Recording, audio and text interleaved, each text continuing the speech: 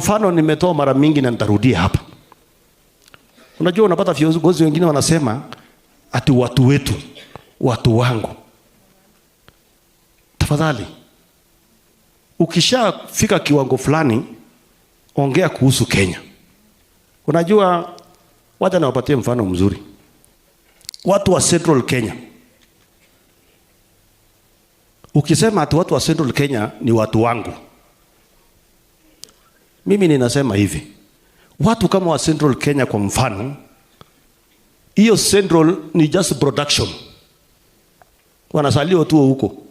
Lakini ukisunga Kenya mzima, kuanzia Lamu, Mombasa, Malindi, ukuje Nairobi, uende wapi, uende Lodo, uende Bungoma, ukuje hapa Eldoret, watu wa Central Kenya wako kila mahali.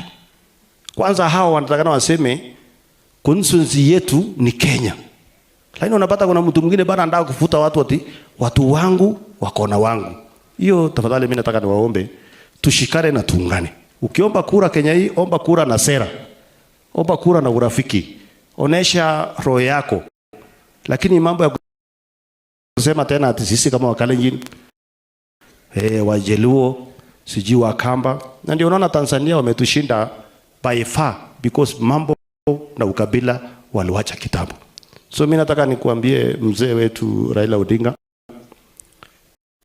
sisi ni watu yako.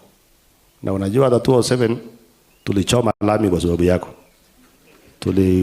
Tulijaribu yenye tunaweza. Lakini mambo yakakuja namna hii, tukapata mtoto wetu pia akakuwa na interest ya kuwa rais.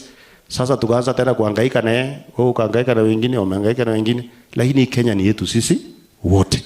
Nataka nikuambie kwa mambo na AU, huwa ninaona kuna watu wanasikia vibaya na wako na issues, so sijui tungesupport nani. Huyu mzee tupende tusipende, amechangia mali kubwa sana katika taifa letu la Kenya. Kama ni maneno na katiba, kama ni maneno na dictatorship,